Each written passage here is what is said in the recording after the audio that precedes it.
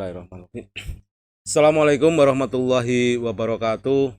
Saudara sekalian, masih dalam keadaan sehat. Kita lanjutkan pembicaraan mengenai pasal 1977 yang pada video yang lalu kita bicarakan pada ayat 1 yang lebih menekankan orang yang menguasai benda itu dianggap sebagai pemilik, yang seolah-olah mengabaikan keberadaan si pemilik.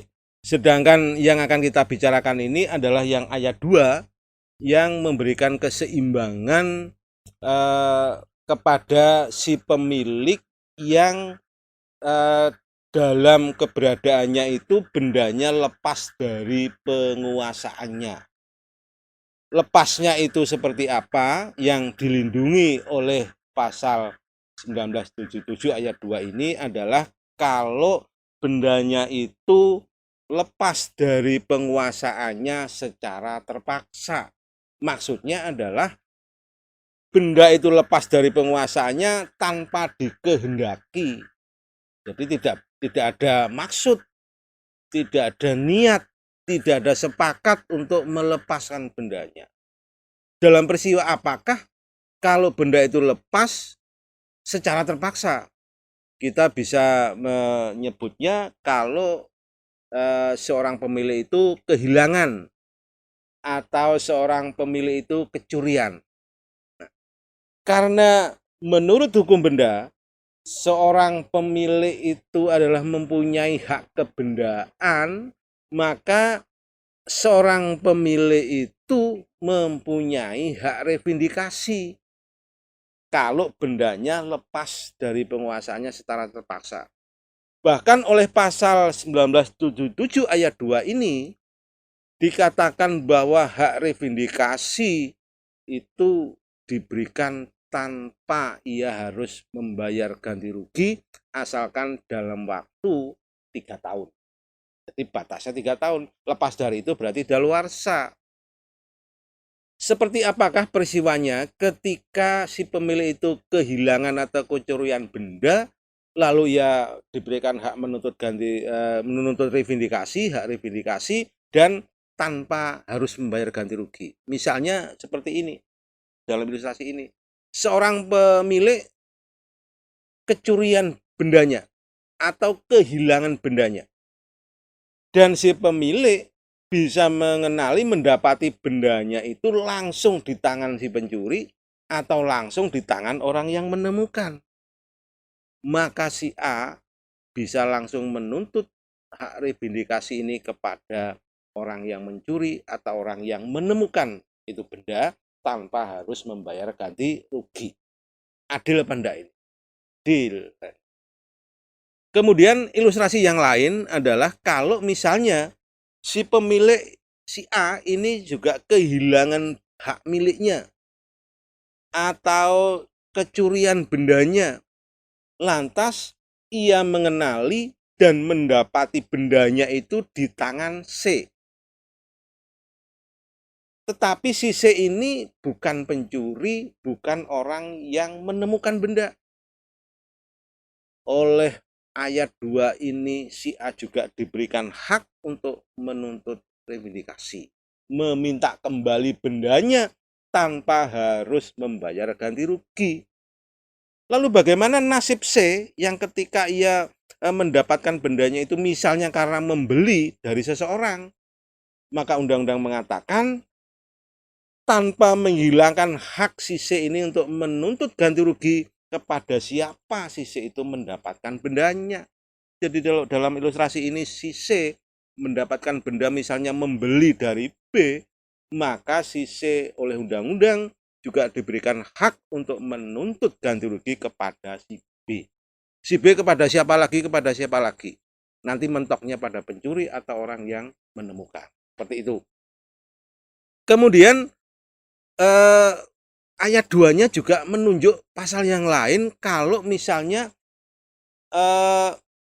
bendanya itu hilang atau lepas, si pemilik juga diberi hak menuntut hak revindikasi, tetapi disertai dengan ganti rugi. diberi hak menuntut kembali bendanya di satu sisi, tapi ia wajib memberi atau membayar ganti rugi kalau menghendaki bendanya kembali. Mungkin saudara mempertanyakan, apa artinya hak reivindikasi? Kalau menuntut kembali bendanya miliknya sendiri, dia harus membayar ganti rugi. Sama halnya dengan membeli dong, misalnya seperti itu. Nah, ini memang pembuat undang-undang dihadapkan pada pilihan. Di satu sisi itu melalui pasal 582 ini, pembuat undang-undang dihadapkan pada pilihan apakah melindungi pemilik atau melindungi kepentingan umum. Nampaknya dua-duanya ini diambil. Nah, caranya bagaimana? Caranya adalah si pemilik boleh meminta kembali bendanya. Kalau misalnya Pak, barangkali benda yang hilang, yang dicuri itu adalah benda yang mempunyai nilai tertentu. Nah, dalam hal seperti apa ketika seorang pemilik yang kehilangan atau kecurian itu ketika meminta kembali bendanya harus membayar ganti rugi? Peristiwanya adalah kalau ketika pemilik ini mendapati dan mengenali bendanya di seseorang yang seseorang itu membelinya atau mendapatnya adalah dari kantor lelang, berarti ada melalui penjualan di muka umum, atau dari pedagang yang biasa menjual benda-benda seperti itu. Maka demi kepentingan umum, lembaga lelang, kemudian pedagang, ini juga harus dilindungi. Kita tidak membicarakan bagaimana kantor lelang ini bisa menjual benda yang sebenarnya lepas dari pemiliknya secara terpaksa. Kita asumsikan bahwa lelang pasti resmi seperti ini. Jalan keluarnya adalah si A boleh meminta kembali bendanya dengan pilihan harus membayar ganti rugi kepada Z. Karena Z tidak mungkin akan minta ganti kepada kantor lelang, itu adalah lembaga resmi. Jadi caranya adalah pembuat undang-undang di satu sisi melindungi pemilik karena menghargai ada kemungkinan benda yang hilang itu adalah benda-benda yang punya kenangan, benda-benda antik, benda-benda koleksi yang kepentingan memilikinya itu lebih besar. Kalau memang pemilik tetap mempertahankan hak miliknya atas benda semacam itu, ya ia harus rela untuk mengeluarkan uang mengganti kepada orang yang menguasai itu seberapa besar ia mengeluarkan uang. Kemudian si Z juga diberi rasa adil karena ini benda mempunyai nilai sejarah dan itu lepas dari pemilik adalah karena terpaksa, maka Z juga harus mau menerima. Tidak jadi mendapatkan benda, tetapi juga tidak dirugikan karena mendapatkan ganti rugi berupa ongkos yang dulu pernah dikeluarkan. Ini adalah gambaran dan penyelesaian kalau benda itu lepas dari penguasaan si pemilik secara terpaksa, yaitu tanpa genda. Sekedar melengkapi mengenai ayat kedua ini bisa kita jelaskan juga. Ini berbeda kalau benda itu lepas dari kekuasaan pemilik secara sukarela. Artinya apa? Artinya pemilik memang dengan kehendaknya melepaskan benda itu ke dalam penguasaan orang lain. Berarti memang ada kehendak, ada sepakat. Misalnya seperti apa? Kalau seorang pemilik melepaskan bendanya ini karena disewakan, berarti memang dikehendaki untuk disewakan. Umpama lagi kalau si pemilik itu karena meminjamkan benda miliknya kepada orang lain atau menitipkan bendanya kepada orang lain, maka bagaimana kalau ini dikaitkan dengan pasal 1977 ayat 1 yang video yang lalu kita bicarakan?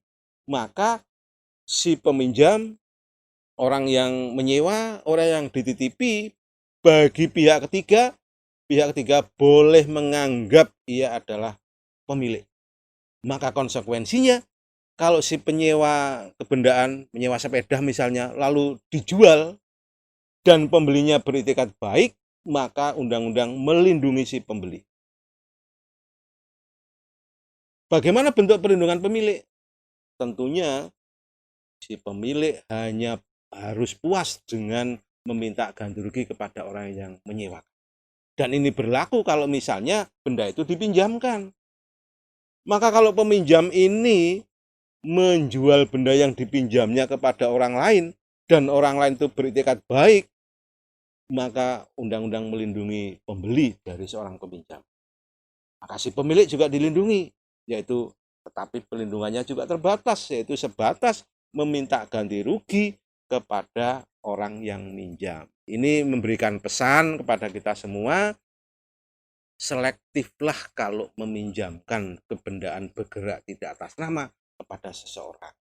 Selektiflah kalau saudara misalnya menitipkan benda bergerak tidak atas nama kepada seseorang. Karena ada pasal 1977 ayat 1 yang intinya mengatakan barang siapa yang menguasai suatu benda, pihak ketiga boleh menganggap dia adalah pemiliknya.